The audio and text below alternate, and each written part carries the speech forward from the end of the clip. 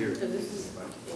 So like I'll take the students who really do not have where that would be all true,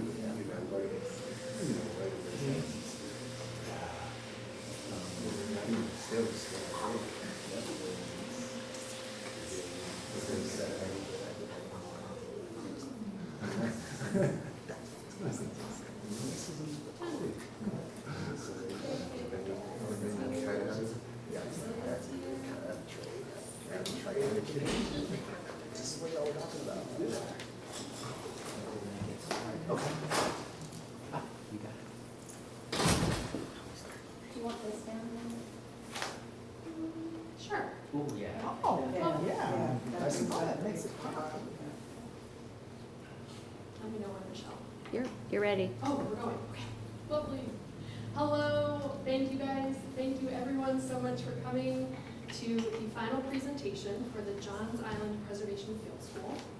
My name is Amali Leifeste. I'm one of 2 full-time faculty members with the graduate program in historic preservation, and I'm one of a large number of people who helped to facilitate this field school and this experience.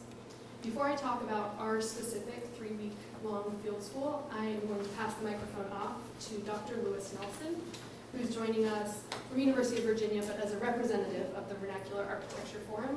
And he's going to tell us just a little bit about the idea behind this larger field school project. And I'm going to give him this helpful slide in case you don't remember all of the names of the 3 programs. Thank you very much, Amalia. Hello, everybody. Hello. My name is Lewis. It is a great honor to be here at the end of this really important and impactful field school.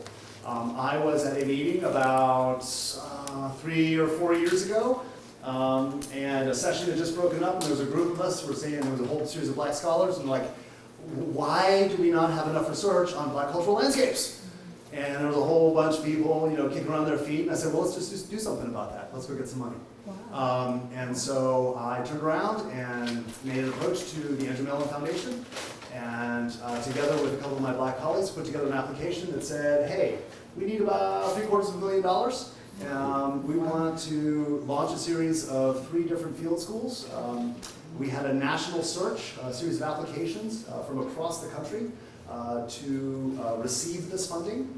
We had really amazing programs from Texas and from Montana and from all over New England, but the best ones and the finalists were all here in the American South. Thank you very much. And so it was really my great honor to also run the search process that had the great pleasure of reviewing all of these applications, meeting with all of the applicants, better understanding who their community partners were. Many of the applicants themselves were coming from universities that were not necessarily HBCUs, but we wanted to make sure that there were rich infrastructures of black-led organizations that were going to be the partners for these field schools. And that was really, really important to us. Of course, Avery is an important partner for this program as well. And so this is our 2nd summer. The very first summer launched last year, and an incredible field school will start again in about 3 weeks for their 2nd summer. And that's run out of Washington College, and it focuses specifically on black boatmen in the northern end of the Chesapeake Bay. That is an amazing series from the late 19th and into the early 20th century. A whole community of black men who literally just lived on the water and created communities of living and learning and lifeways at the north end of the Chesapeake Bay.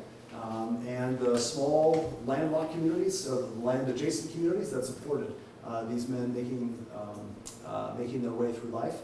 And then, of course, this field school, focusing specifically on Johns Island, which is really phenomenal. And then next summer, we'll launch our 3rd field school by Joby Hill. I guess yeah, here we are. All behind me. Joby Hill, a really remarkable independent scholar, is going to be running her field school that will launch next summer in Central Virginia, looking specifically at slave cabins, which are quickly eroding and being lost in the landscape across Virginia as Virginia continues to develop. So 3 different field schools, 3 different organizations, all receiving the same core funding and all having these core commitments. There has to be black adjacency, either black leadership or black organizational adjacency, and a real strong investment in making sure that we're paying community partners and community constituents to be participants in the program, because that's absolutely sort of one of our fundamental end goals. So thank you all so much, especially thank you to John and Amalia and the team here who have helped to launch and lead this program. And it is just such a delight to be here at the end and to listen to the product, the research product of this program. And after we're all done, I'm happy to answer any questions if anybody has any. But right now is not my time. It is now the students' time. With that. Thanks. Thank you.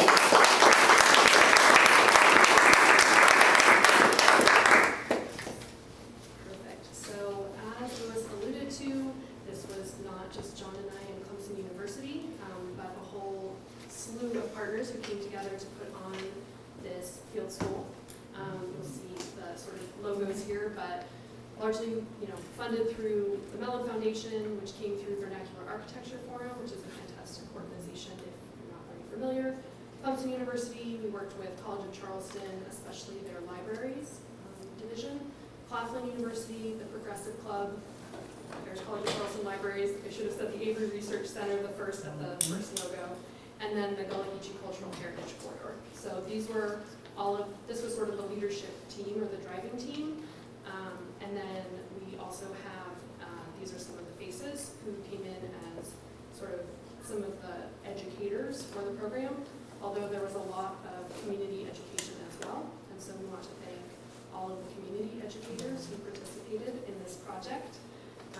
And then the participants themselves are, of course, not these empty vessels who were filling up, but had, wonderful contributions. This was a learning education little opportunity kind of in all of the different directions, from those of us who helped facilitate and organize and plan out the field school, to our community educators and participants, to the participants who are our students, our field school students, the 10 people who signed on to this 3-week-long adventure. So as a little bit of an explanation, this 3-week process was about introducing historic preservation and making sure that preservation is understood as a big tent practice and pursuit. So bringing in public history, bringing in conservation of the built environment, bringing in storytelling and narratives and history and architectural history. We brought in experts in all of those different facets of historic preservation to talk with us and to give sort of chunks of time to each of these different facets of preservation. And one of the things, and we did a midpoint or partway into the process presentation last Saturday.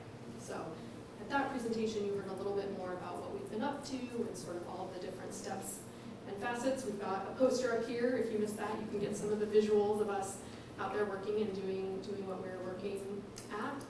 But today's presentation really focuses on telling your own story, or giving each of the 10 participants who were devoted their 3 weeks and lots of sweat and hopefully no tears to this learning experience the chance to tell us about Moving Star Hall and Progressive Club. Those are the sort of touchstones, but any of the stories that swirl and revolve around or touch on adjacently to those 3 places. They're going to do that using this platform called a story map. And so what you'll see is each participant will step up and they'll basically scroll you through this story map.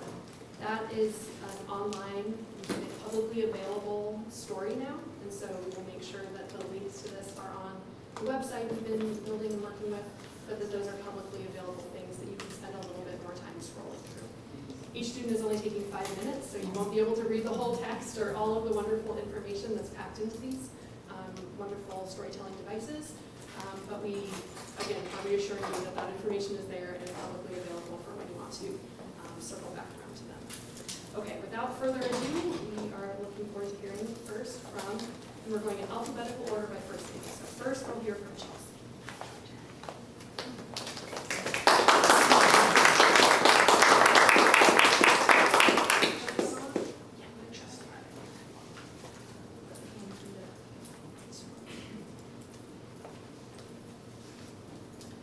Good afternoon. As Amalia said, we only have 5 minutes. I really could spend an hour or more. And a couple more months doing the research and studying. I've really enjoyed my time. So what I hope that you get out of this quick overview is how fascinating this story is. that the saga of slavery that occurred in the United States and the people who were enslaved, that their descendants are still here. I think that's such an amazing story. And so the Gullah Geechee corridor stems from Jacksonville, North Carolina, down to Jacksonville, Florida. And along the coast, there are these sea islands where the enslaved Africans were pretty much left on their own to work because of the disease, the environment, and so they were able to maintain much of their culture.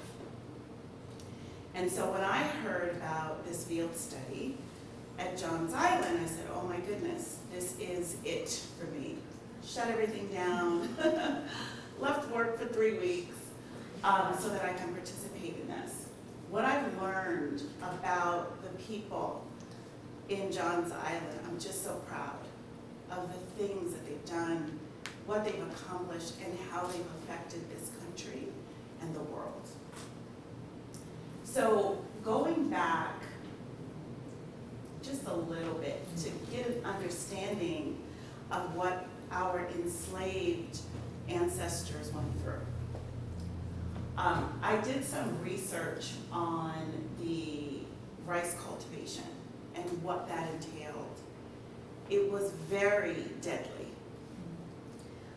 No one expected the rice cultivators to live a very long life.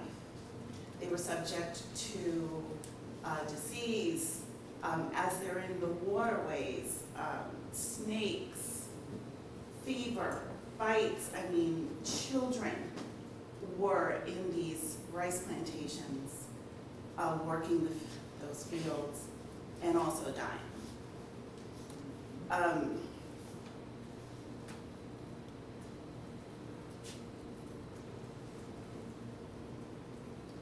I want to show you this map. I'm not sure if you can really see it clearly. This is a map of Johns Island. That's all the plantations. So it gives you an idea of that slave trade. Who was going to work all those plantations? And how devastating it was, the tearing apart of families and pulling them all throughout the South. But this is just Johns Island.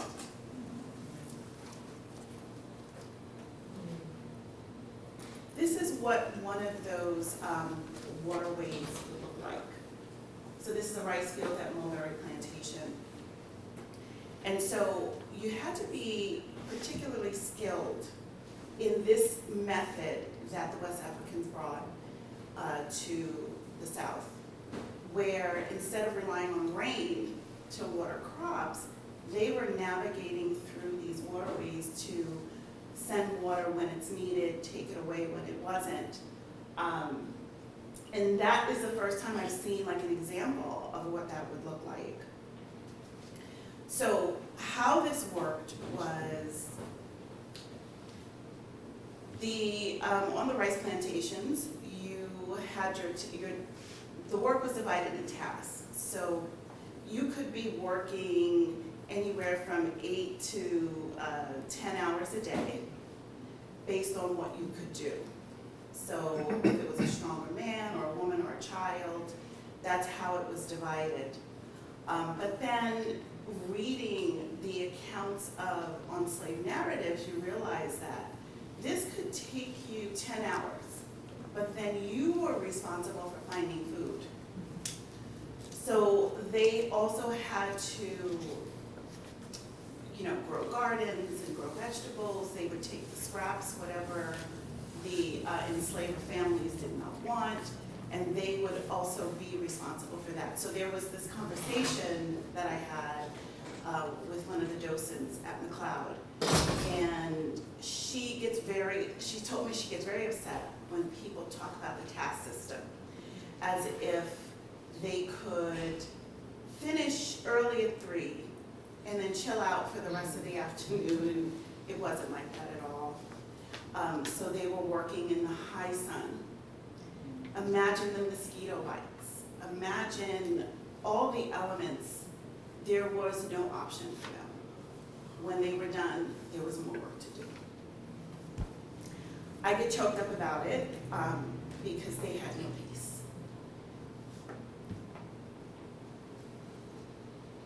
And so here's a photo of some ladies. This is how they would remove the hulls from the rice. And in one account, they said that they could spend all day doing that by hand. So now, Reconstruction, so from the end of the Civil War, you could imagine the Jubilee among the people.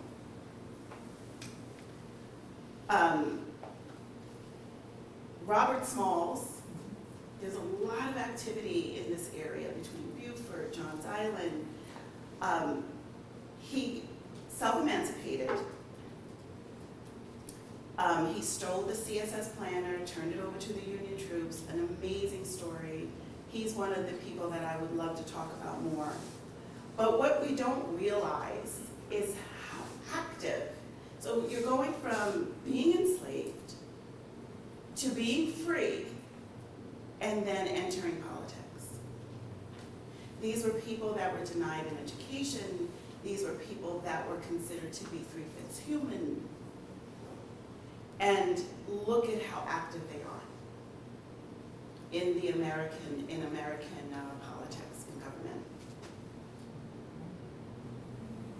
And one of the most important thing, and I can resonate with this passes down through generation, education was the most important thing. And so immediately after the war, schools started popping up. Children were being educated for the first time. I found a story about Charlotte Fortin Grimke. She was an abolitionist, a black abolitionist from the Philadelphia area. She's an educator and a poet, and she came down to the islands, first arriving in the Beaufort area. I'm sorry, I think it was Hilton Head. And she begins teaching adults and children about how to read and write. And she wrote an article about her experiences, and in that article, she's talking about how happy they were, how eager they were to learn how to read and write, and how they celebrated Christmas. It was a big deal for the enslaved people. And she also wrote about how the children would gather in a circle and shout and dance. And so I found an example of what that might look like.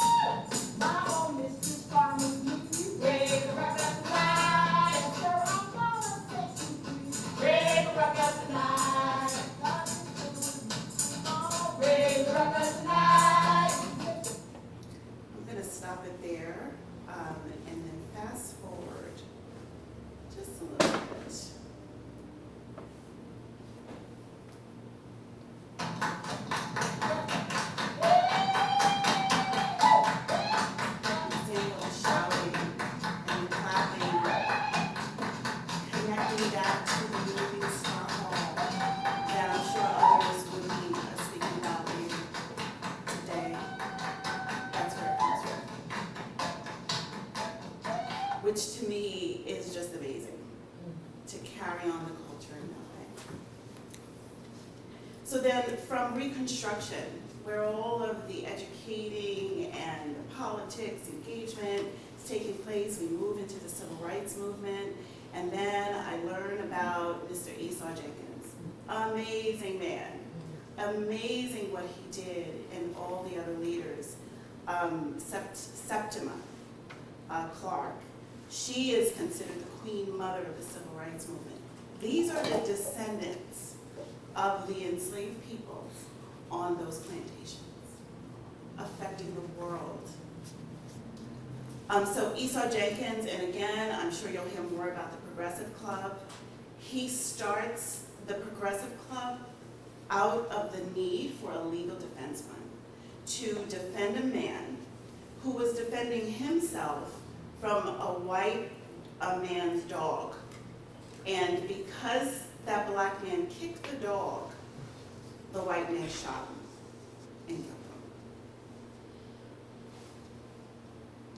him. And so the legal defense fund that he gathered was to say to the community, hey, we've got to hold someone accountable for the death. Sound familiar? So then he wants to sue the magistrate. They succeed in that.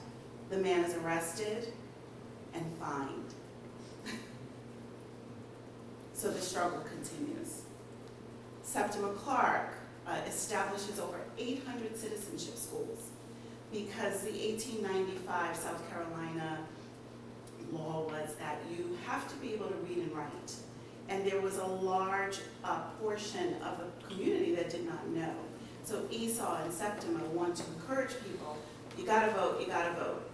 How do we get around this? We will teach you how to read and write. And this is what they did.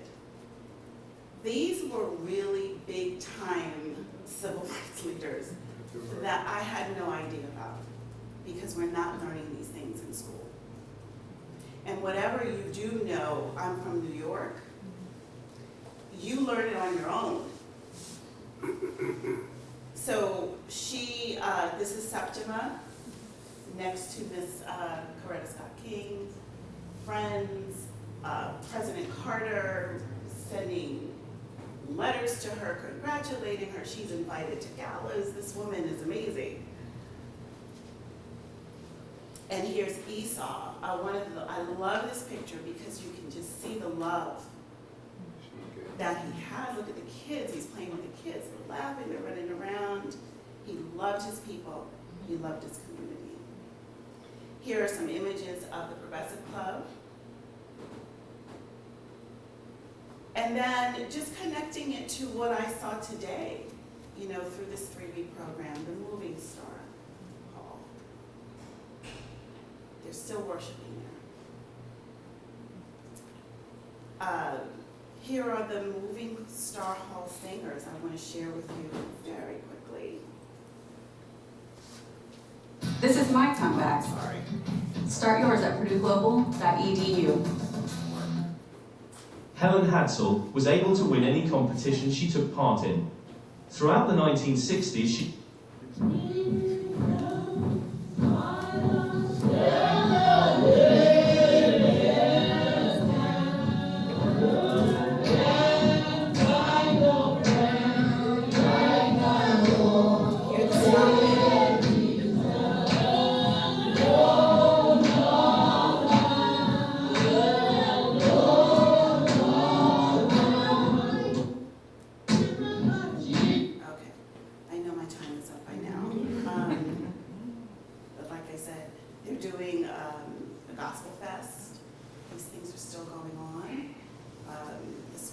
baskets that you see all over, the food. We might be calling it soul food today, but the Gullah food is primarily the vegetables, what we grow, and just making a way out of no way. So that concludes my over the 5 minutes.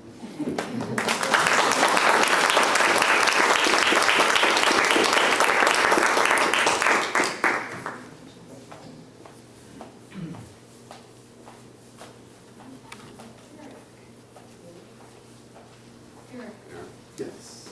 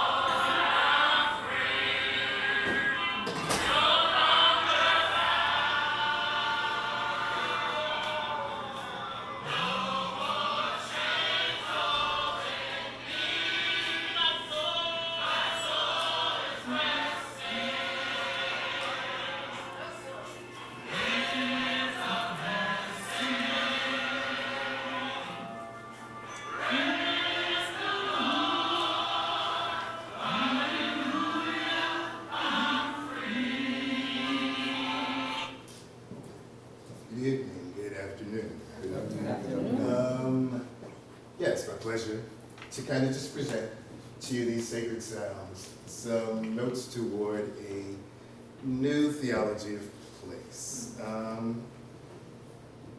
and just some thoughts on kind of that I've been thinking about.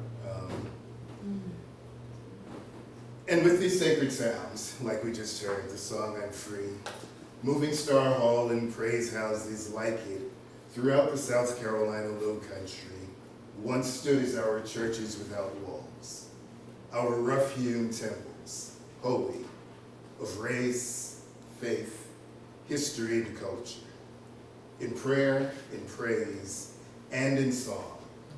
The Gullah Geechee past pressed Black worshipers to remember forward to the ways of the new world, that beloved community where they would ever live justly, love mercy, and walk humbly with their God. But for far too long, historians, politicians, social engineers, and culture workers, born and raised one and all in systems of white supremacy, have looked back in longing, and they have rendered Gullah Geechee peoples and their cultures as the endangered relics of a romantic plantation past.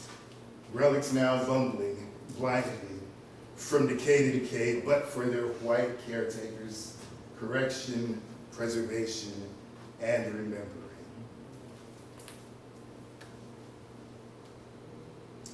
These sacred sounds, however, are not a story of a mutually consented and caring plantation family, Black and white, and its descendants. No, these sacred sounds are a story of Gullah Geechee people's centuries-long, Bible-rooted struggle to make true those words written by the enslaver and United States founding father, Thomas Jefferson, namely, that all men are created equal and are embodied by their father with certain unalienable rights. With these sacred sounds, then, Gullah Geechee peoples trouble still the waters that divide our nation's democratic principles and ideals from our present-day social realities. Truly, we come seeking a world more befitting freedom. And so, in those sacred sounds, those ways of knowing, being, and becoming born of Gullah Geechee people's history, culture, and faith, ways adjusted always to the needs of the present, we will give birth to a new people and a new place. For the South Carolina Low Country is Gullah Geechee people's territory. What is more, the South Carolina Low Country is Gullah Geechee people's challenge. The past is not past. Daily, we live and experience the history of slavery individually, interpersonally, and institutionally. And so, in this region once made rich by rice and the Black bodies who cultivated it, we are confronted by two basic versions of American history. One which is written and is neatly stylized as ancient myth, and the other unwritten and as chaotic and full of contradictions, changes of pace, and surprises as life itself. But these sacred sounds that stand in the gap, Selah, witnessing as we reckon here still with slavery's legacy, and endeavoring ever for that city on a hill, the New Jerusalem imbued by a politics of deep solidarity, rooted in love. Thank you.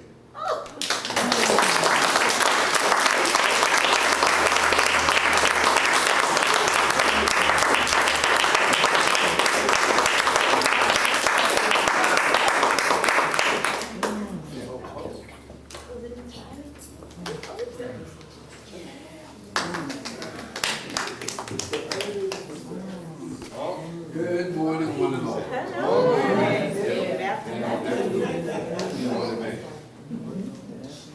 From a barrier island to a national impact.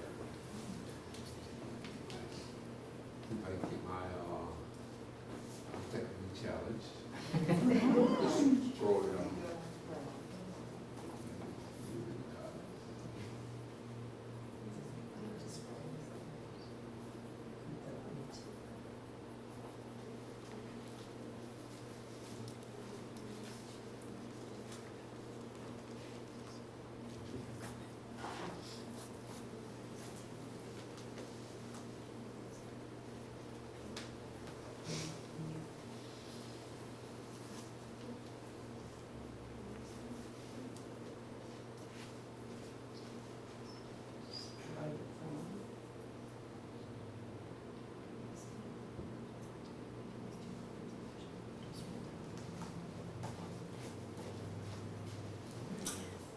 From humble beginnings, one never knows the depth or height of the reach.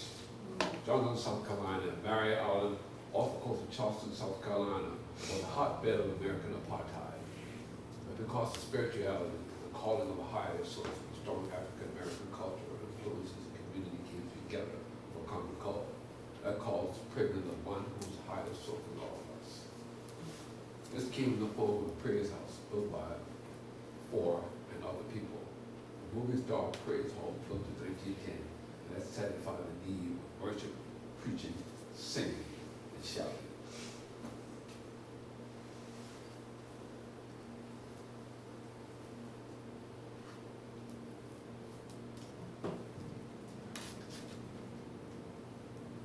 The Morning Star Hall singers and the Riverton of the Morning Star Praise Hall House were going to be nationally and internationally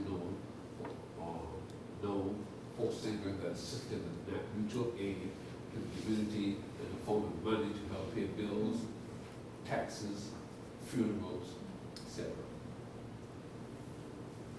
Check out these guys, man. They're praying to the Lord. Look at this brother right here to the right and the back. He's talking to somebody that's a higher form and a higher source than all of us. Yes, sir. And his prayers were answered. Then in 1938, at the height of the brutality of the segregation and Jim Crow laws, a culture of people struggled to carve a way of life and survival despite all the visceral hate. Then an act of hate and racism occurred when in September of 1938, a Negro was killed, shot dead by a white man who was accidentally killing a dog. Then 2 years later, 1940, the same kind of scenario when a Negro is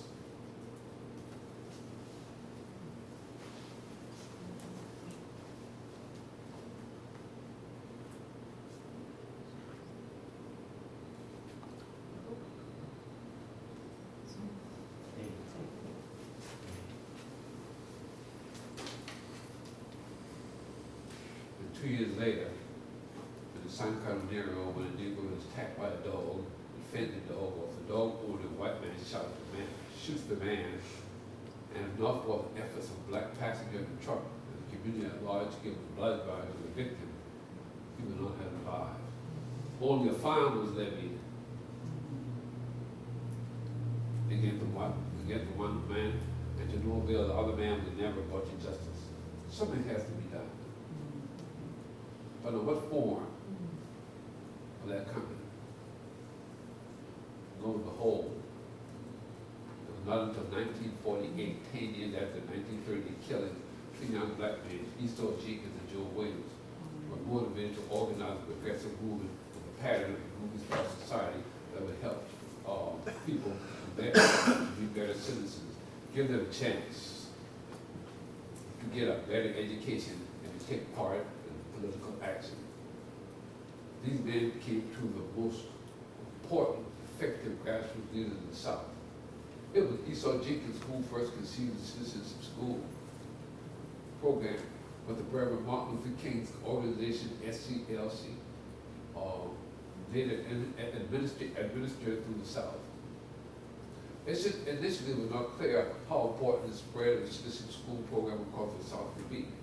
But as we chase the history of the program in the 1950s, the subsequent impact on the civil rights movement was profound, from the Barrier Island to a national paradigm to follow.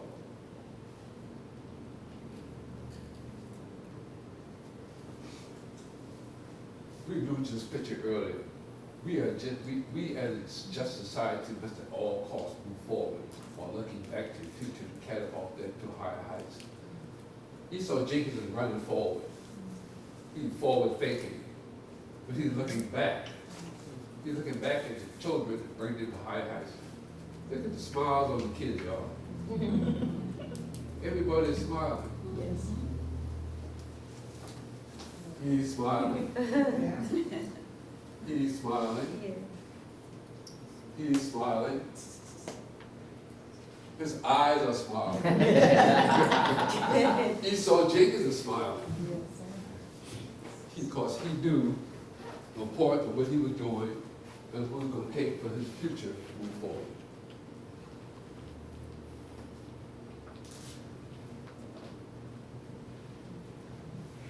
And the great Esau Jenkins probably displayed on the truck.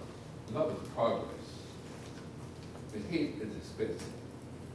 And imagine the story that a bus can tell. Imagine the story that a bus can tell us. Let's check it out.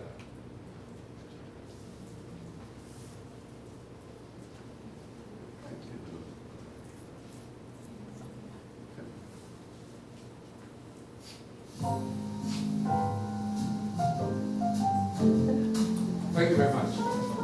Thank you very much.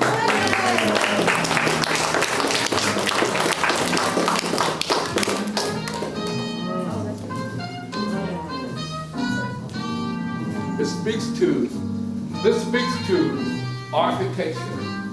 It speaks to engineering. It speaks to archaeology, engineering. It encompasses everything that we as staff are talking about here today.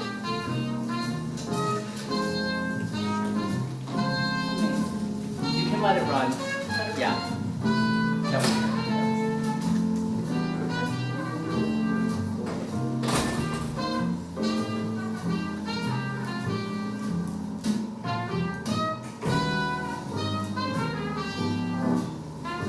Archaeology. John.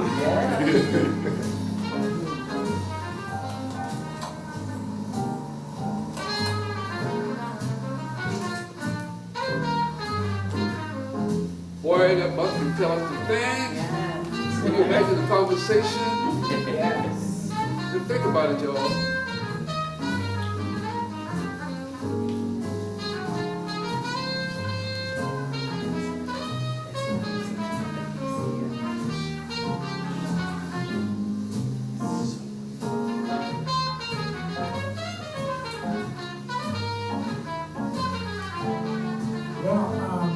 He's my grandfather, and this bus just represents so much of the social justice movements and political movements to give people equal rights and equal opportunities, and that's just part of the family heritage that we're not in this world for ourselves and by ourselves, but we're just here to serve people and to do what's right and make the world a better place.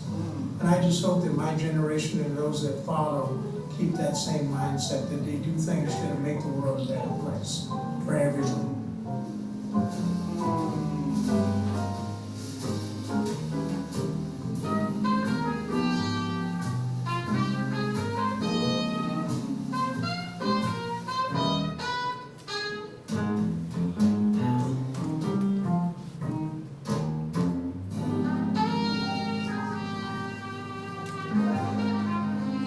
Hey, thank you.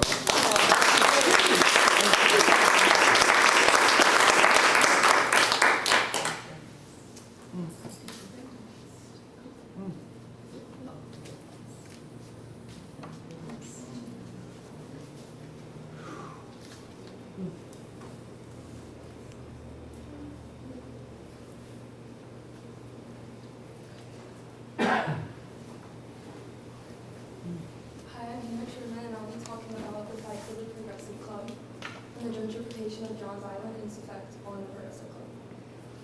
Gentrification is when other populations come in and displace the current populations, shifting and impacting the culture and the history of the region. And this is the 2000 and 2020 census demographic. You can see the increase in white populations. The red represent the black populations, the blue represent the white, and the orange represent the Hispanic populations.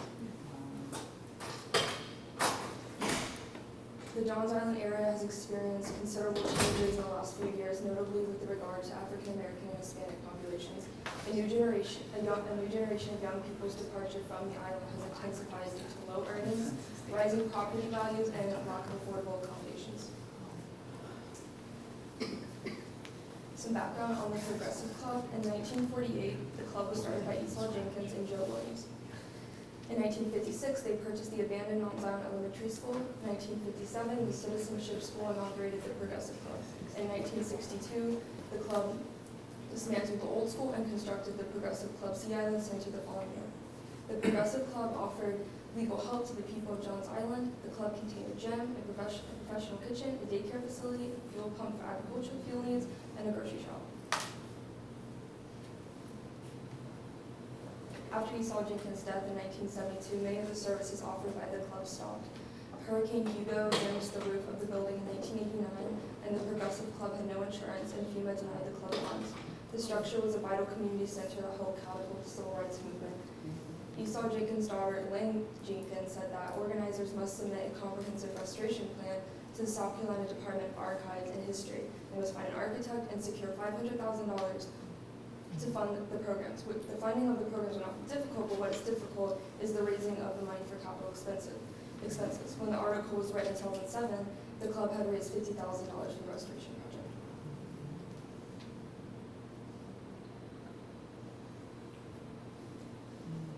In a newspaper clipping at the Avery Center, W.T. Goodwin of Wesley United Methodist Church suggested forming an advisory group to support the board restoration efforts. A nonprofit was established as in 2007, and the building was placed on the National Historic Registry. The Fields family donated 10 acres to the project, and the Greenbelt family in turn bought the land. 2 acres were then appointed to the Progressive Club, which is located across the street. So how does this impact the Progressive Club? Esau Jenkins' family blames the power lines conflict for halting restoration of the Progressive Club. The family blames Berkeley Electric Cooperative for halting its restoration project because of an above-ground power line installed on the River Road after Hurricane Hugo to support neighboring developments. An easement granted to the electric co-op allowed installing high power and low voltage power lines directly over the Progressive Club. Plans for the future.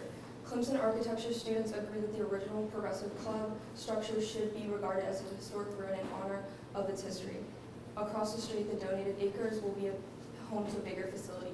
The building does not have to be a passive landscape, which means that it only serves as a reminder of the past and has lost its ability to shape the present or the future, but as an active landscape, which means that it can maintain its physical components of it as well and as a fellowship of the community, and it can still be an active landscape reinterpreted as an outdoor space for community events, and the structure across the street can accommodate these ideas.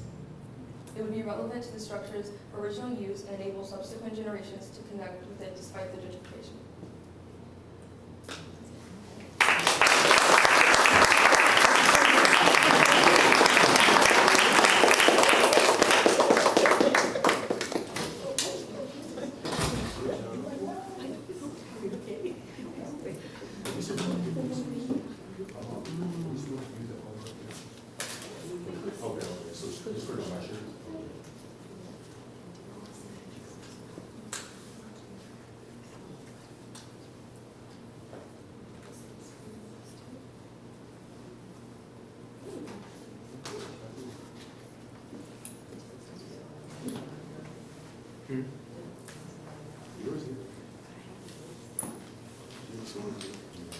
So basically, I decided to title my presentation, Harvesting the Land, Cultivating the Future, How Moving Star Hall and the Progressive Club Persisted During the 1900s in the South.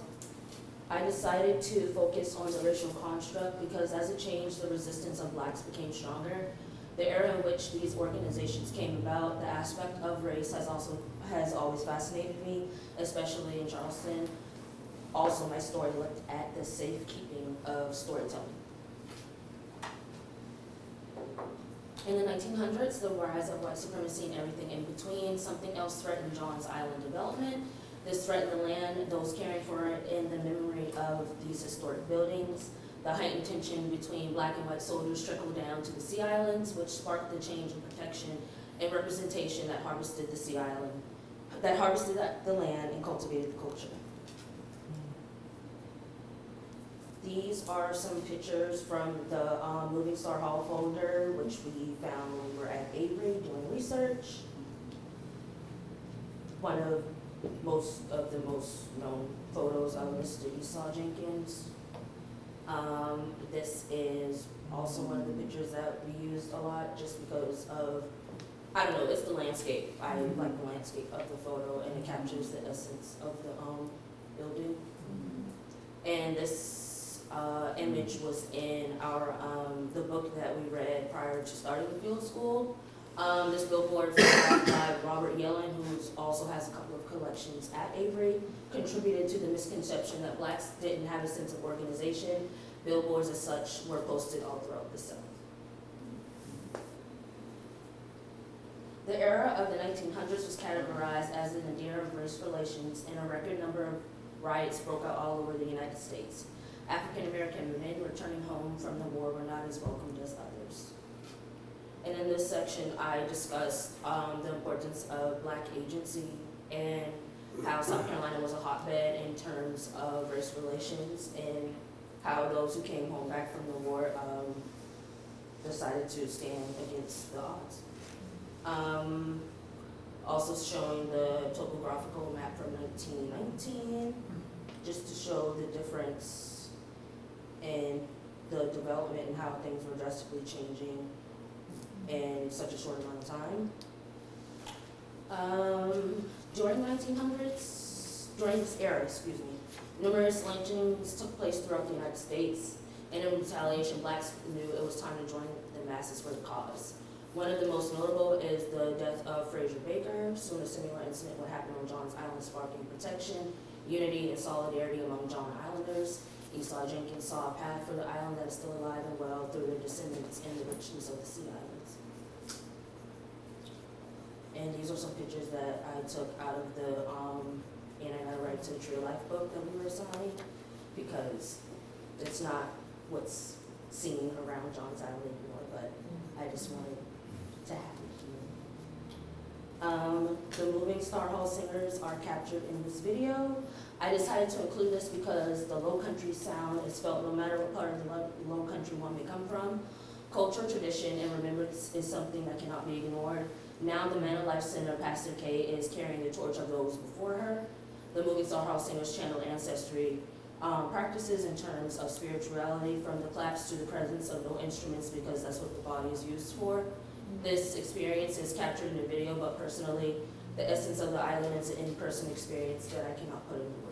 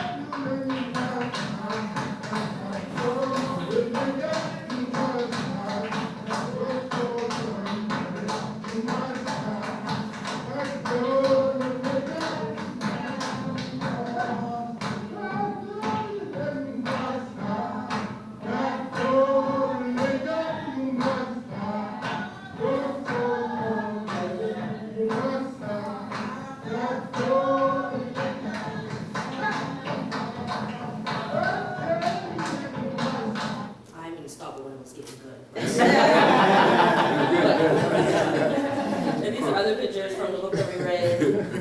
And I like this one because it reminded me of the relationship between me and my grandmother, so I included it in here.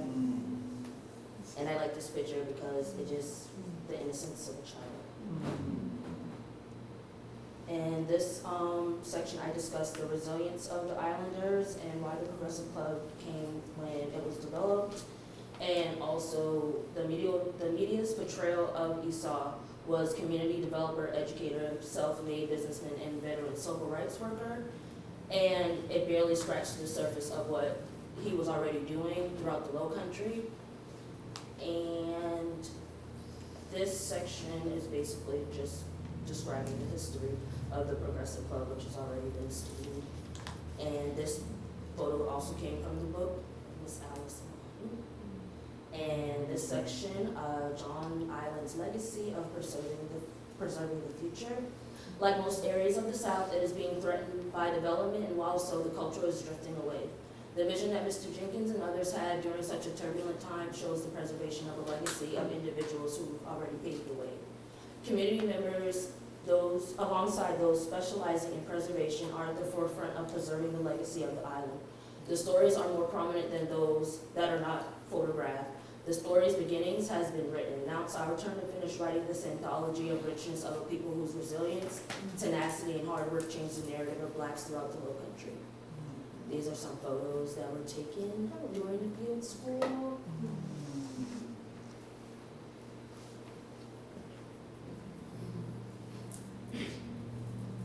And this is a billboard that's downtown that I took a picture of the other day.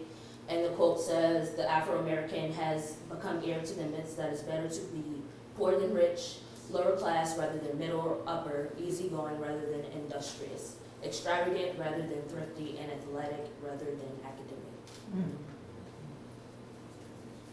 John's Island, or the island, is more than what it appears to the eye.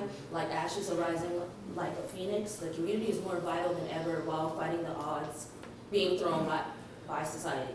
Like those before them, harvesting the land and cultivating the future took generations. Keeping the spirit alive is not one of those.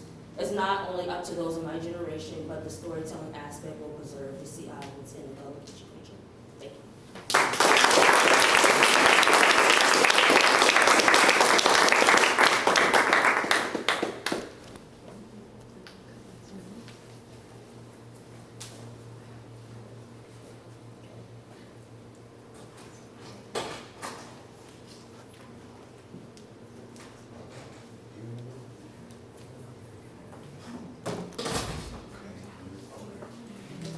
Good afternoon, everyone. Good afternoon.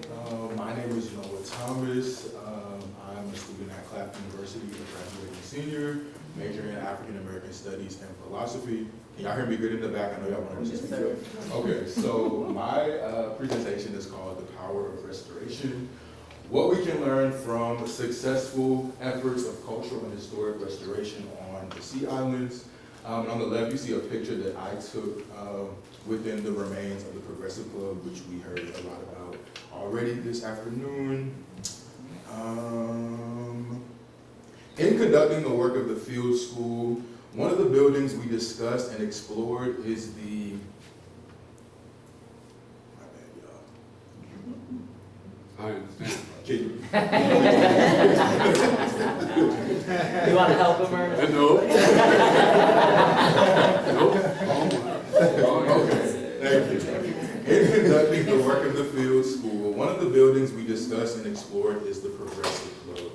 The Progressive Club, founded by Esau Jenkins in 1998, served as a community center for Johns Islanders and other Sea Island residents.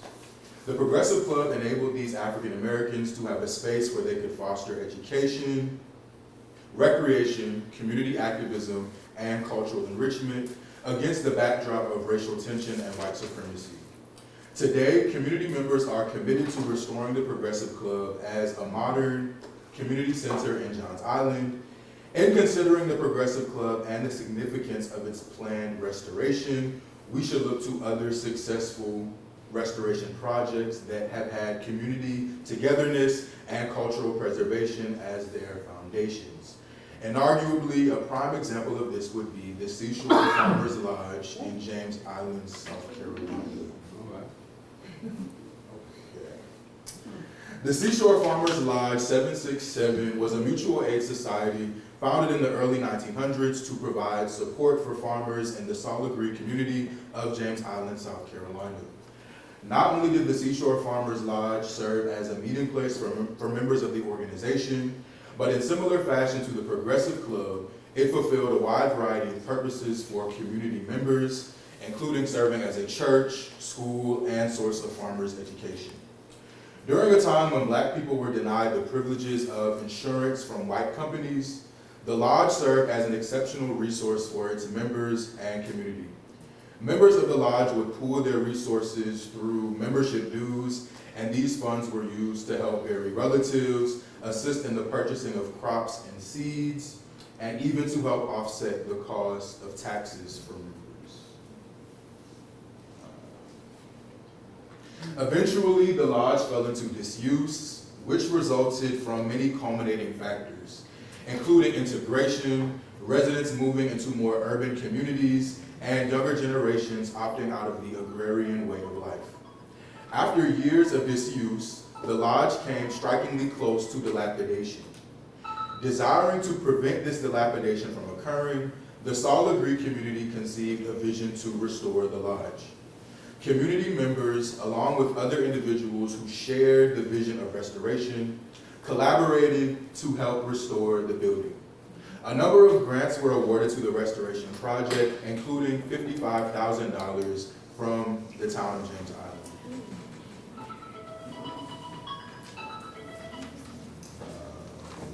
And so, here you see a picture of the Seashore Farmers Lodge in its early stages of restoration. The project continued to garner support as members of the Solid Creek community pooled resources, formed a volunteer committee, and collected artifacts so that in April of 2011, the Seashore Farmers Lodge Museum and Cultural Center could open to the public. So we're just gonna see a few images just showing the power of that community togetherness, and how the community really came together to restore the lodge. So there's one image you see of some men getting some siding placed on the building. Here's another, you can even see children, coming together in this mutual effort to restore this institution that meant so much to the Solid Creek community. Some more images.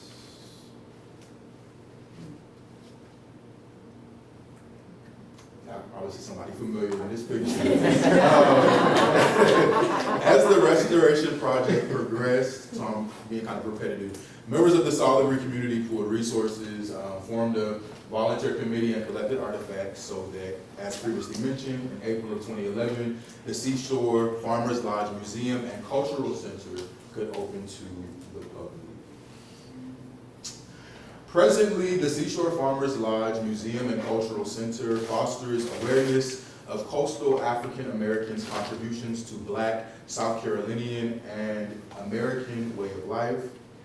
Housing a collection of artifacts and heirlooms gathered directly from the Solid Creek community, the center produces a wide array of public programs, including concerts, family days, storytelling events, and Civil War reenactments. The lodge is now listed on the National Register of Historic Places and has won a multitude of preservation awards.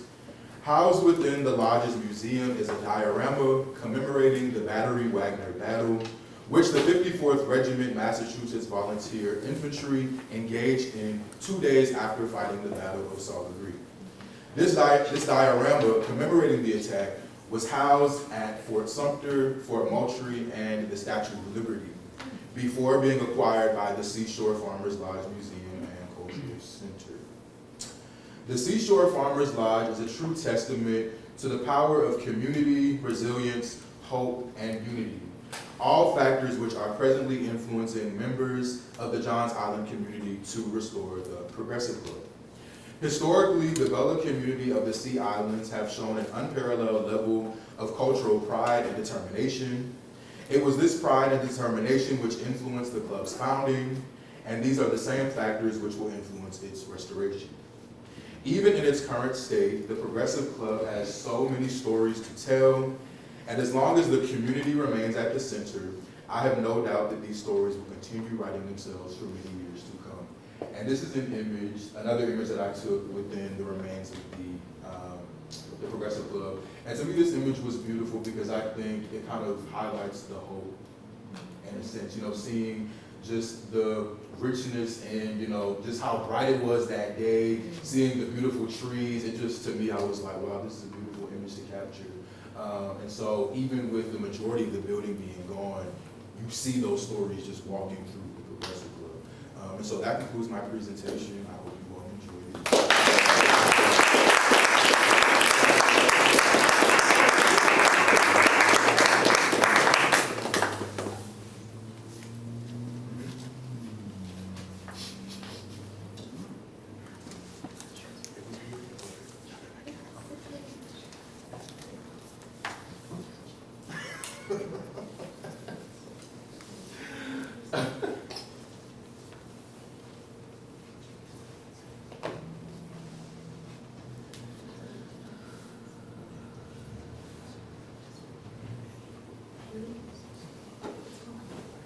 Good afternoon, everyone. My name is Patricia Millett, and I have the honor of talking about this man.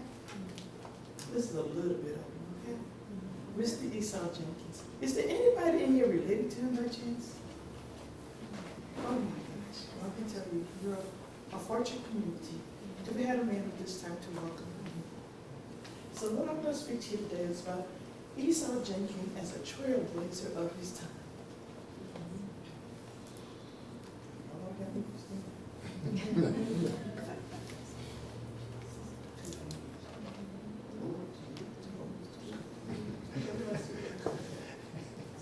can tell the gentleman to divide, get you. Okay.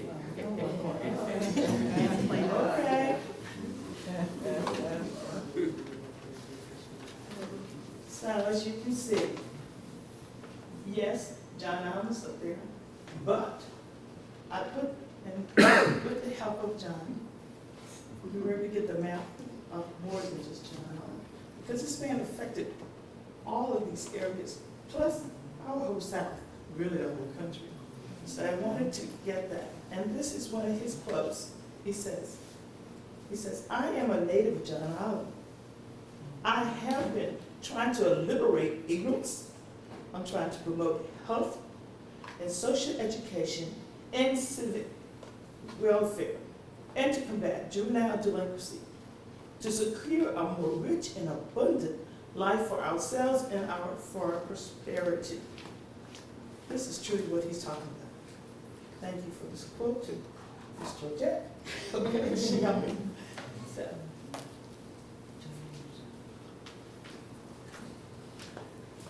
So I want to give you a little bit of background about him. He was born Johns Allen, LeGreeville Road on July the 3rd, 1910. I always get that when I see dates of July the 4th, July the 10th, those dates are just, to me, already historical. Something's going to happen with people of this time. I had a friend that, anyway, so July, he's born. He's born to the mother of Eva Jenkins, and she died when he was 9 years old. So think about it, he's growing most of his life without his mother, which is like confusing for all of us now. His father's name was Peter Jenkins, and he had a play mother. Her name was Miss Sarah Richardson. She took care of him. This LeGreeville Allen, I think is that little red spot there. And up here is where we're going to talk about the other two places of Moving Star and the Progressive Club.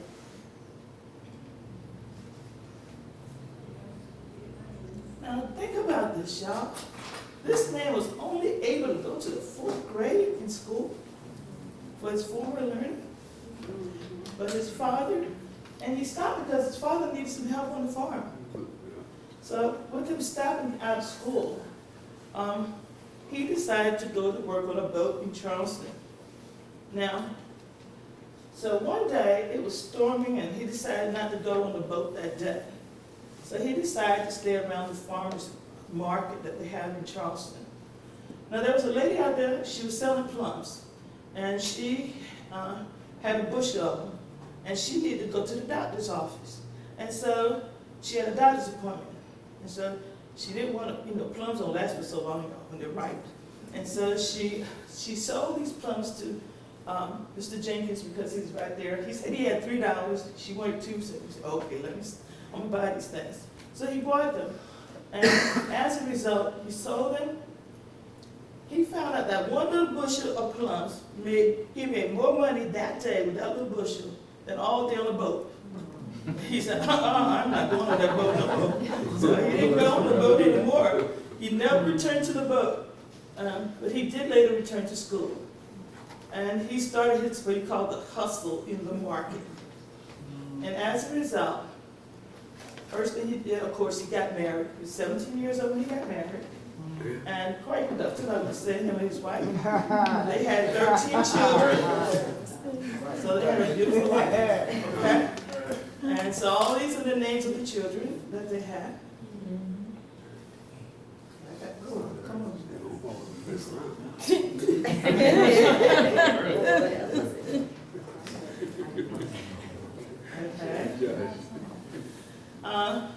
Now one day this man is very observant, y'all.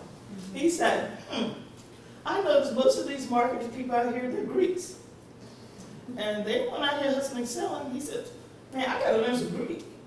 So what he decided, he took classes for a year and a half. He learned how to speak. He didn't learn how to fluently speak Greek, but enough to communicate with the people of the market. So much so, until they called him the old dog. What do they call him? Okay, the colored Greek guy in town. So go find a colored Greek guy. He must be Greek, so they found him. So he did pretty well with this stuff. He became known. He after a while got enough money so that they would give him a loan so he could get a truck called a little F truck. And he started using people from the country. He bought their vegetables and fruits from the country and he sold them at the market. This helped his business tremendously. And it helped him to educate his children as well. Now, Mr. Jenkins' vegetable business started to grow, and he decided he would invest in other businesses. So he had a fruit store on President Street. He had JP Motel on Spring Street, and his wife operated a cafe. Now, I'm from Atlantic Beach, South Carolina, and he came all the way down to Atlantic Beach, and he also opened up a place in Atlantic Beach called the Jenkins Place. And it was a small motel and restaurant. And I spoke to someone about it, and they said that he would come, he would bring busloads of people. So he had a hustle to, he also had his trucks and stuff to take people back and forth. I think I have it coming up. Where he was to back and forth to Charleston from John Allen. But he also transported them to Atlantic Beach as well. So as he began to prosper, he reached into his community. So this is not a man just all about myself. I'm going to do something for the community. And so he was motivated, and we've already mentioned the 2 incidents, and there's different stories about these incidents, y'all. I've read several of them, but we obviously knew dogs were involved, okay? So in 1938, he said a dog ran out into the road, and the dog was accidentally killed, on my story I read. And so this dog belonged to a white man, and the man ran the black man down, and the guy in the truck with the driver tried to convince the man that his friend did not intend to kill the dog. He pleaded with the man. He really didn't intend the dog ran out, he didn't win, and they killed him. That's my understanding. Okay? The family was able to get a lawyer, but they were not able to ever get this case, actually, to try the case. The case was never heard. So then in 1940, a white man named Mr. Malone, this is a 60-year-old man, he came out of Mississippi now, okay? And he had his young wife that was 20 years old, not the daughter. It was his wife. He was 20 years old. And the dog ran across the street to Mr. Sammy Gantz's house. And Ms. Malone ran over to them and said, she heard a dog hollering. My understanding, the dog was mating. But anyway, she thought she might have done something to her dog. And so she went back home, told her husband about what had happened. We're not sure what the actual story. She told her husband. But the next morning, when Mr. Gann got up to go to work, he walked around the truck, he was going to get in to go to work, and the man shot him. He bled so much, y'all, They said the trail led all the way to the hospital where the guy in the truck took him.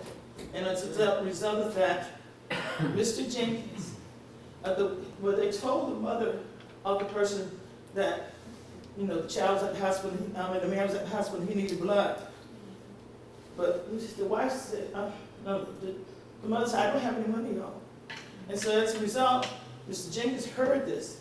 And Mr. Jenkins said, I'll go and donate blood.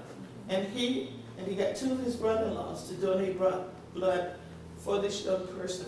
And as a result of it, his brother-in-laws, as a result of it, this guy was able to live. Now, Mr. Jenkins was nice enough again. He got lawyers for this family. And they started, you know how lawyers are sometimes, kind of prolong things. I don't know why sometimes, but they prolong things sometimes. Maybe you get more money, I don't know. But Mr. Jenkins got on and said, you're going to do something, you know, got to do something for this family. As a result of that, the man kind of stepped up. The other lawyer called him, and they were actually able to resolve this. They were able to resolve it so that they came with an applicable decision. At least that Mr. Samuel was paid for the loss that he incurred.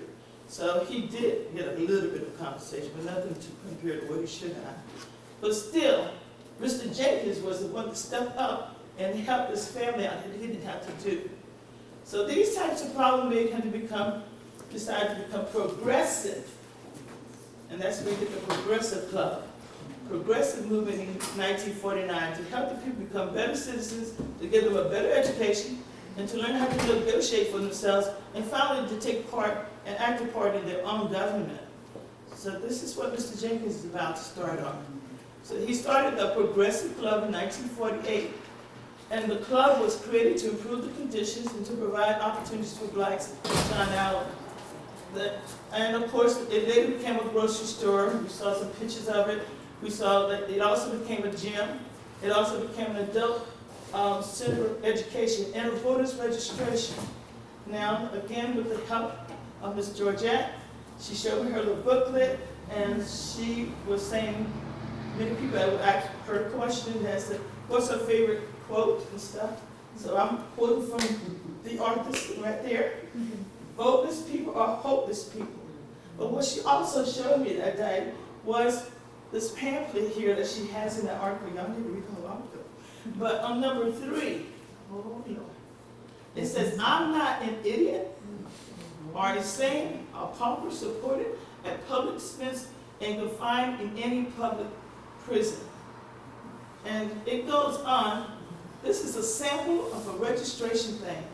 And one of the things that Ms. Georgia also told me about was, oh God, come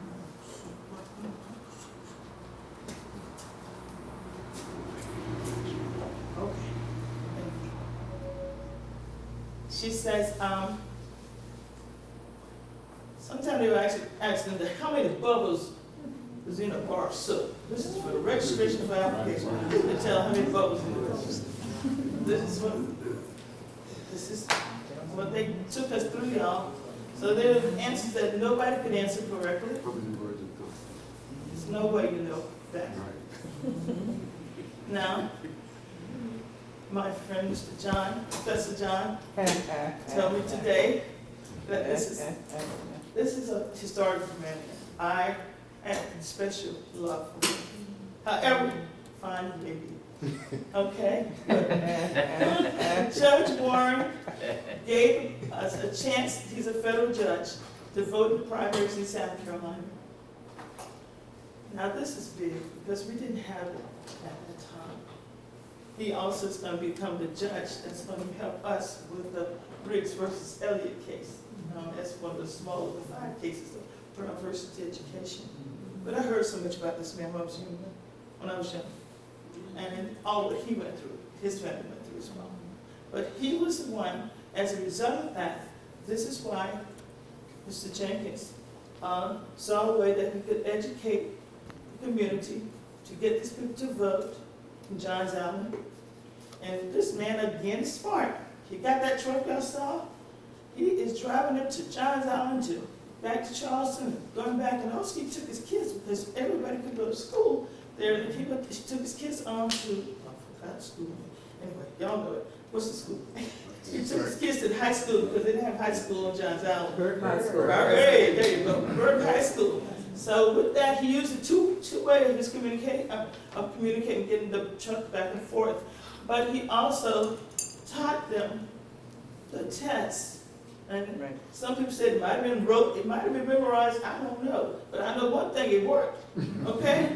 And I know one thing, that also, once that Johns Island voting increased, guess what? He would, because of the school that they set up, because of Mr. Timmy Clark, and with the Highlander Folk School, Tennessee, they were able to teach other people how to read and write, and also how to pass that test. But he would get on that truck, and he would question them every morning. You know, so when they got to take that test, it was like, whether you could read it or not, you know what the feeling on that blank. You're not going to teacher tell you to standardize this. You know that's the right answer, right? Okay, so this is what he got. So this was the way he was able to do that. But they also got smart.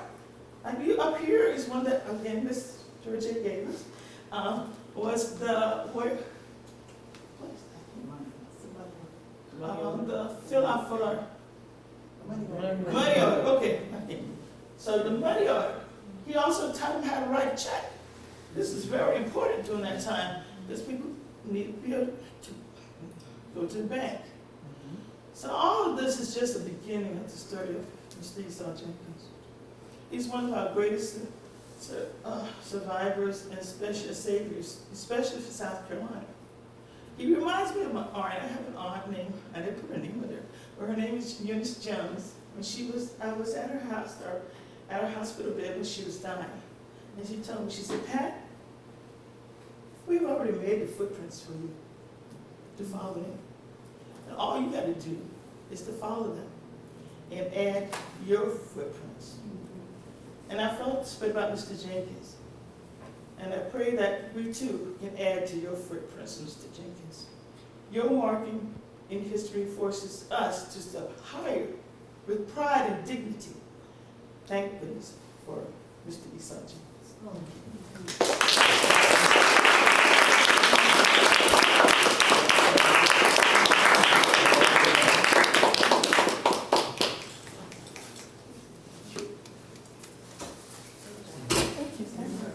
All right, great.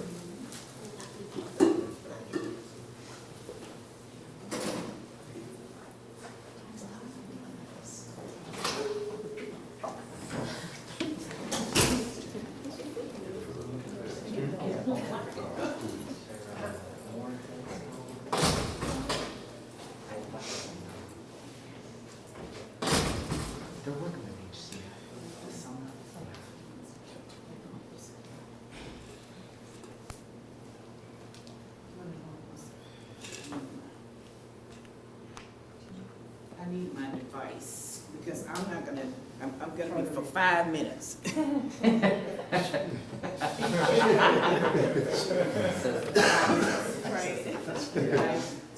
All right, it's 2:27 now. All right, good afternoon. Good afternoon. My name is Tara White, and it's been just a great honor to be here.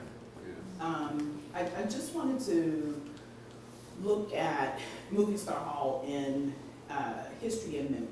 And what I wanted to kind of bring attention to, we think about historic places, and we usually think about, these days, we think about history, but Movie Star Hall was really a whole lot more than a historic place to the people in the community that used it and the people who experienced it. And so I want to talk a little bit more about memory, right? History and memory. And so we see a picture of Movie Star Hall. My colleague Brittany Washington took that amazing picture. Brittany's an amazing artist. And so this community treasure is on the National Register. It's been a place of spiritual connection. It's been a fraternal organization, mutual aid society, of course, Praise House, past and present, and it's also had a connection to the modern civil rights movement as a site of resistance. And so in all of these functions, one of the things that we see is that this site of resistance, past and present, has been a site that had a lot of women associated with it. These women have been both cultural carriers and also memory keepers, okay? And so what we want to think about is we want to think about this place as a site of memory, a site where, or a place where memory has been encrusted and maintained. And so the things that we remember about this place, it's not necessarily that it's historic, but we cherish the connection, the spiritual connection to this place. We treasure the memories that are connected to this place. We treasure the way that this place makes us feel, right? And so that tradition of Black religious tradition, but also the Gullah Geechee heritage that is connected with this place those are the things that makes this special, all right? And so we know that, you know, from my colleagues' presentations earlier that, you know, Gullah Geechee culture emerges from the rice coast of West Africa, and that enslaved people bring this knowledge of rice and rice planting, right, and rice cultivation with them, right? As our colleague Etta Fields Black calls cultural rice knowledge system, right? That this comes with the people who are who come here, and that they're able to produce reproduce, not just produce, but to reproduce this rice culture on this side of the Atlantic, because they had been doing it for generations on the West African coast. And it's this knowledge system that makes Charleston and South Carolina one of the wealthiest states in the Union. And that these cultural retentions, the fact that these islands are in many cases isolated, allows people to retain these African cultural ways, African traditions, African language traditions, agricultural traditions, and also spiritual traditions. And this cultural retention is in itself a form of resistance, right? This is a form of resistance, resisting European and Eurocentric culture, and keeping and centering your own culture, right? Making sure that people understand that the culture that they bring with them is important, right? And something that should be retained and passed down. So, you know, we see this resistance in this area in general. This is the area where you have the Stonewall Rebellion, right? In this general vicinity, right? Where Africans in the region, you know, raised up as early as 1739. And you continue to see this cultural resistance in the Gullah Geechee folks in this region. Stonewall is as early as 1739, right? And over and over and over, you see this resistance. Once the Civil War happened, you see African American soldiers in this region, right, raise up, and they become a part of the Union Army. They join the U.S. colored troops, and they actually fight for the United States. And so this resistance continued. After the Civil War, these same people resist by actually pulling in and creating their own communities and their own institutions, right? Their own communities, their own institutions in a hostile place, because the South, in the post-Reconstruction South, is not a hospitable place for African Americans, especially African Americans who have shown that they are self-reliant, and African Americans who have shown that they're politically savvy. And this is what we see in the post-Reconstruction South for Black folks in this area, that Black people are engaged politically, and what we see is as a pushback to that, the white supremacy movement. that starts not just in South Carolina, but that is a part of the entire South, right? That is attempting to knock African American political agency out, keep Black people from operating as political agents, keep them from being politically active, to stop them from voting, right? Because most folks have been voting for about 30 years, right? And all of a sudden they no longer have the right to vote. And also to make sure that they dampen and tamp down their economic independent aspirations for economic independence and their aspirations for education. And so Black people just turn in and create their own institutions, and you start to see that and continuously throughout the South, and of course in this place. And churches become very important to this. Before and during Reconstruction, you have the creation of Black churches. During and after Reconstruction, these churches continue to form centers of community. They are educational institutions. They are the schools and the mutual aid societies and whatever. And Moving Star Hall, that's founded in 1917, is among those organizations. You see documents that are related, maps and documents that are related to Moving Star Hall, early picture Moving Star Hall, membership badge there. And the other thing you see is these folks who are determined to be truly free, right, in this society. Okay, y'all, I'm sorry, I was a historian in this sense. Okay, I'm a historian, but I'm going to say that, you know, and so we've heard about Esau Jenkins getting involved with the civil rights movement. That the citizenship schools, through the collaboration between Jenkins and Septima Clark, actually come to the Sea Islands. And the Sea Island citizenship schools start to teach people actually to read and write, like they were saying, so that they could actually pass these voter registration tests. All that stuff put in place at the turn of the century to disfranchise Black voters. And I want to make this quote: the basic purpose of the citizenship schools is discovering local community leaders, not making, discovering. It is important that the schools have the ability to adapt at once to specific situations and stay in the local picture only long enough to help in the development of local leadership. It's my belief that creative leadership is present in any community and only awaits discovery and development. The teachers we need in a citizenship school should be people who are respected by members of the community, who can read well aloud, and who can write their names in cursive, right? Young people, take note. These are the ones that we look for. We were trying to make teachers out of these people who could barely read and write, but they could teach. They could teach.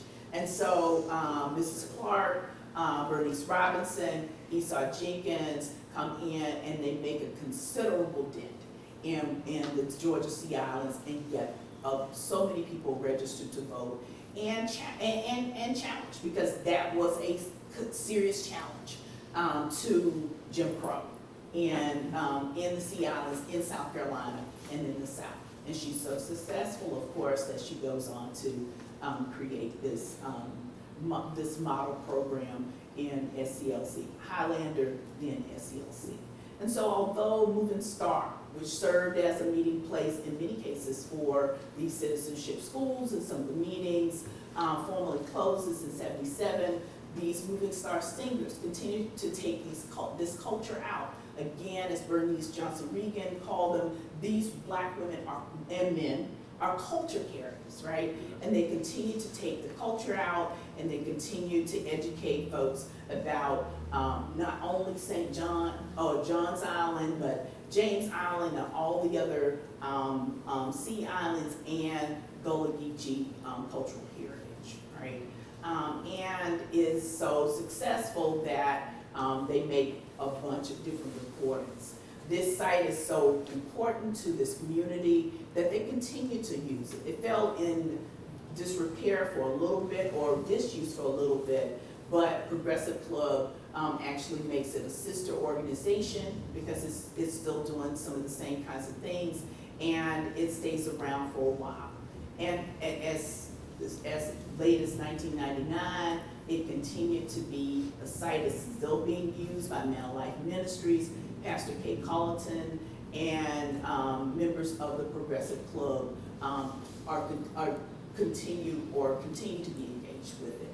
And so I think it's important for us to see that Moving Star Hall and the Progressive Club are a few of the cultural gems that are left from an age, a bygone age. But it's important that these spaces, these historic places, and these historic landscapes are preserved.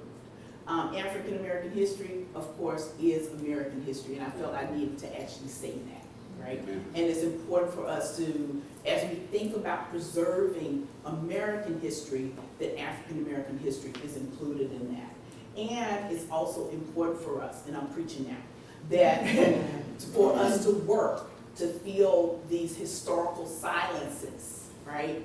The historical silences that exist not just in the archive, but in the archaeological record and also in the preservation records of this country. I would like to commend the Clemson group, John and Amalia, the College of Charleston, Dr. Tamara Butler, Georgette Mayo, Erica, Aisha, and the folks on staff there, the amazing professional staff they have there at Avery, and the Vernacular Architecture Forum for funding this wonderful collaborative venture. Thank you.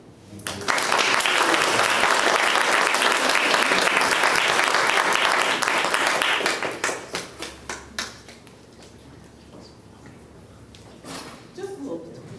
Just a little bit. Just a little bit. Just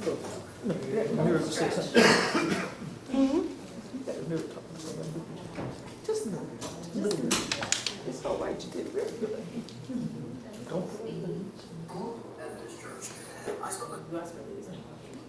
Okay, good afternoon.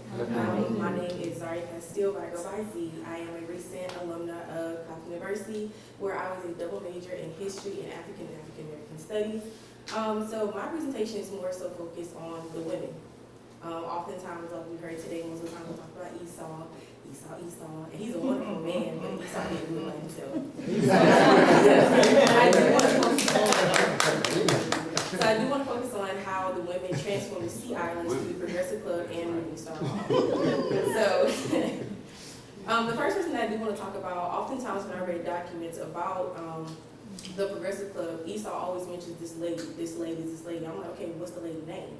So go look her up, it's Alice Vaughn. So Alice Vaughn was born here on Johns Island in the early 1900s, and she had to end her education after the 3rd grade, which most people here on the island know they had to help their family. So around her early 20s and 30s, she took a job cleaning linens for wealthy white families in Charleston. In order to get there from Johns Island, she rode the bus that Esau Jenkins provided. So on the bus, he always kept a sample of the state constitution, the passage that they would have to read, the passage of the literacy test, and registration forms. At the age of 40, she decided, okay, I finally want to learn how to read because I want to vote. She felt as if she had that right and she wanted to use that right. So Mr. Jenkins, he recalls her saying, Mr. Jenkins, I would very much like to become a registered citizen, but I cannot read this constitution because I did not get but just so far in school, and I could not pronounce these words. But if you're willing to help me, I will show you that I will be the one that will be willing to vote in every election. And she did just that. So Septima Clark mentions that Juan had impeccable memorization skills. When it came down to take them down to the registration office, she was giving the answers to people in front of her, and the man was getting upset. He was like, stop talking. So after she got registered, she became the first treasurer of the Progressive Club when it originally opened in 1948. While she was also the treasurer, she still kept her job working as a maid, and she also was enrolled in the citizenship school when it came as well. She split her time between the Progressive Club, and she was also a member of the Moving Star Hall. song. She's most famously known for her song, Hold On. Guy Carowan, I hope I'm saying that right. Guy Carowan, who was the Highlands music director at the time, came down to Johns Island during the wintertime with his wife. While he was here, he was singing a song that most people know in church. And Alice was like, hold on a minute, I know a little something different. So after doing that, he took her version of the song, recorded it, and took it back to activists at Shaw University, who eventually changed the song and used it for the civil rights movement. And I do have, not her recording, but I do have a recording of her version of the song.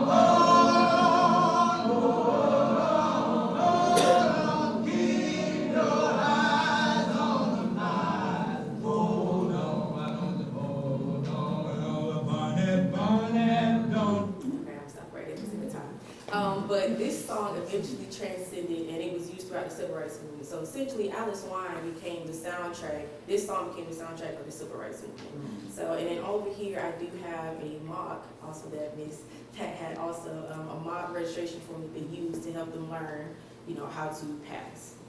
So the next person that I do want to focus on is no other than Ethel Jenkins Grimbaugh, which was Esau's daughter.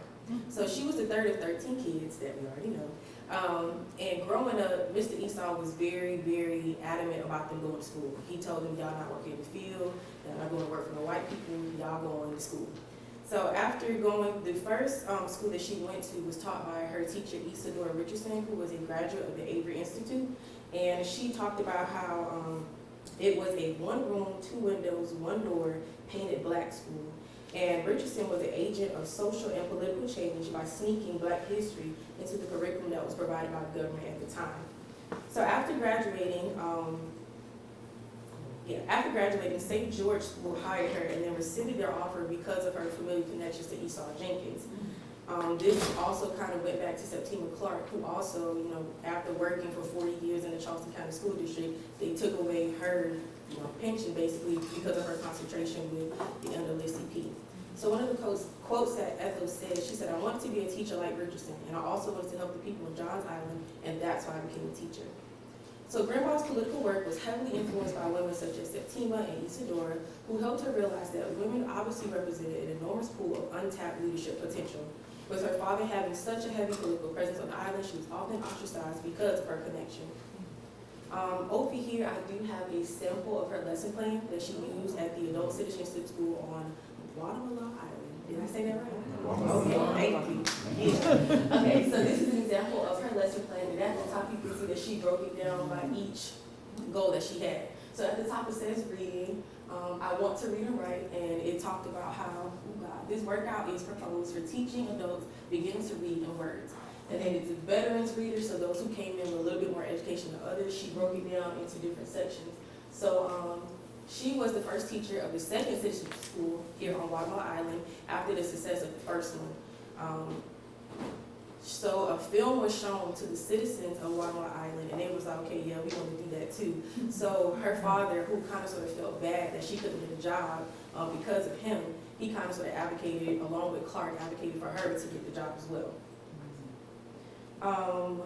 The first class was held in December of 1959 with 24 students ranging from teenagers to in their early 60s with an education from the 2nd to 6th grade.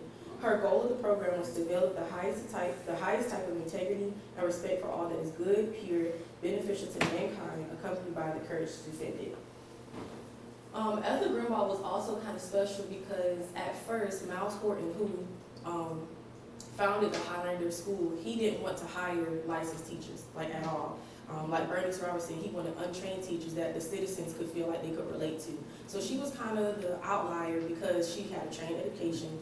She went to Clapham University, so and she also went to the Citadel, and she took classes at South Carolina State as well. So she had a good resume. She was educated for real. So because of that, they were kind of skeptical about it, but they knew because of her connections to the island and connections to her father, that they knew that she wouldn't have that sort of bias against them. Like, I'm educated, y'all not, I know y'all don't. She wouldn't do that. So she represented a new generation of professionals when Miles Horton hired her, rather than choosing untrained teachers like he did with Robinson. I could go on all day, but I'm not. But these are just two of the women that I wanted to touch on because oftentimes, like I said, they're not talked about. Nobody really talks about Grimwald or Alice Wine. They always talk about, Septima and Bernice and things like that. So yeah, that is the end of my presentation.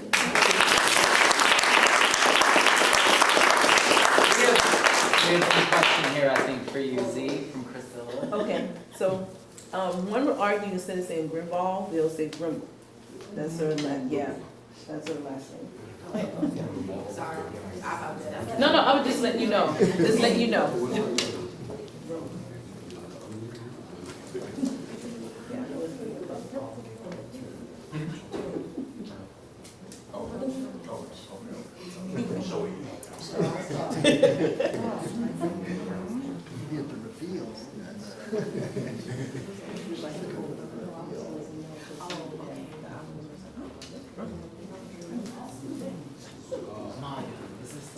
This is the last one. This is the last one. Okay. Before Althea. Yeah, last one. But not least, of course, I just wanted to make sure the audience knew this was the last presentation of a participant. It's cool. If you need to do a neck roll or a stretch, you can do that. Go ahead, Britt. So my name is Brittany Washington, and I'm a visual artist. And some of the stories that I find the most interesting when I'm looking for material to create from are stories of resistance. Black folks resisting, coming together, building, surviving, even thriving, given the incredible odds of this state, of this area. Right? And one of the things I really appreciate about this field school, having it in Johns Island, is that this area is ripe with those stories. Right? And one of the threads that I was able to grab, that we were able to grab and hold on to, is this through line of not just resistance, but also prolific creation among Black folks in the Low Country here, right? Last week we talked about how Black folks in the Low Country had, a reputation for being really aggressive about fighting for their rights, defending their humanity, right? And that made me really proud, and it goes back as far, not this one, it goes back to the beginning of time, right? But this timeline is going to start with the Stoner Rebellion in the 1700s. You see people fighting for their rights. Again, during the Civil War, the U.S. colored troops, Robert Smalls escaping, the Combahee River Raid. In the Reconstruction era, we got folks defending their land in McLeod Plantation, where we visited and learned about, right? We got Esau Jenkins in the Progressive Club, Septima Clark in the citizenship schools in the Civil Rights era. There's also James E. Campbell, who was big during the Black Power movement, right here from Charleston, South Carolina, who's someone you can look up at the Avery. And in present day, we have groups continuing this legacy. There's the Black Lives Matter Charleston chapter. There's also the Low Country Action Committee, who Joshua, the photographer, is a co-founder of, who has their membership application open right now. If you're interested in participating in this legacy. All things. Yeah, now you're untethered. Yeah. And Moving Star Hall, of course, is a part of this legacy of resistance and creation and joy and self-determination, right? Despite what we have or don't have, despite the circumstances, we will be who we want to be. We're going to design and shape our lives for ourselves, right? And given this history, or despite this history, places like Moving Star Hall, if you've ever been, it's tiny. It's swallowed up by this gigantic landscape. It's easy to miss, right? And Progressive Club is deconstructed, right? It's currently in ruins. And so it's small, it's humble, and it's easy to not know, unless you already know the history, that these were significant places historically, right? And so the question that I grappled with a lot, and that we grappled with in the field school, is how do we elevate their historic and dynamic role in the community? And my question specifically is beyond academic resources, right? What about the folks who don't have the time to read text or the literacy to get online and find these articles, right? And so I argue that the role of folks who are interested in preserving these spaces and history have to take care of the built environment right? Which is the buildings that we create, the edifices that we dwell in, but also to care for the people, right? One of the quotes that we got from Joby Hill was something like, yes, the buildings are important, but the buildings mean little, if not for the people, right, that do the transformative work within them. And so we should tell their stories in dynamic ways. We should think about the people who we want to reach, right? And what will be appealing to them, what will be resonant, relevant for them, right? And art and cultural organizing, or using technologies like music, like a lot of folks did today, fellowship, food, art, all of that, theater, to build power, to help folks understand these places as important and as places that we can come together to protect is important. So, I'd like you to take a look at that painting. Yeah, turn that around. That's the smaller size. Here's the one up top. This is a portrait of Moving Star Hall. Wow. And I want you to just take a look at it for a minute. Beautiful. May we take a photo? You can, absolutely. Take a look, see what you notice. Right? Happiness. Women, like All women. You see Joy. all women? No. Okay, what else do you see? Singing. Singing, what else? Sunshine. Sunshine, life, culture. life, culture, what's that? Vegetation. Vegetation, yeah. Right? What are the things that you're noticing in this picture tell you about what kind of place Moving Star Hall was and continues to be? Fertile ground. Fertile ground. Fertile ground, yeah. Vibrant. Love. Generations. Generations, love, anything else? I see a lot of spiritual stuff. A lot of spiritual things. Do you want to name any of them? Well, I see strength. Uh-huh. I see family. I see, let's see, like relatives. Yes, ma'am. I see that. I'd rather see seniors. And You see the counterclockwise. All of that just seems all connected. That's what I just say. Absolutely, absolutely. And so I think a part of telling the story of Moving Star Hall, again, is to think about how do we conjure the feeling of being there, right? What is it like, what would it have been like to be a part of that praise house? And because again, if you drive by right now, it's just so quiet and still, which is also beautiful, but there's another side of that story, okay? So, if nothing else, from these minutes I've been up here, I hope to impress upon you that capturing your stories, even if you think they're small, through video, through visual arts, through theater, through dance, through writing in your journal, through taking your pictures. A lot of the people in my family don't like to take pictures, older women, but it will be so important to your grandchildren to find these pictures. Yes. Like, take it seriously that we are a part of continuing. And these are the things that will last far beyond us. That's right. Thank you. That's right. Finally, if you want to have access to that picture to print, and you can scan this QR code, and you can use it for your storytelling, you can use it as inspiration to develop your own visuals. And I think a final question I would like to pose, or rather a call to action, Dr. Butler, Dr. Tamara Butler from the Avery Research Center. Weeks ago I heard her say, she's a Johns Island native, and she said something like, you know, it's easy to say you're from Johns Island, or it's easy to visit, or to admire the history, or to admire its beauty, right? But now that we know this history, what are you going to do about it? Right? What is the role that you're going to take in preserving the legacy and protecting these lands? All right. Cool. Thank y'all so much.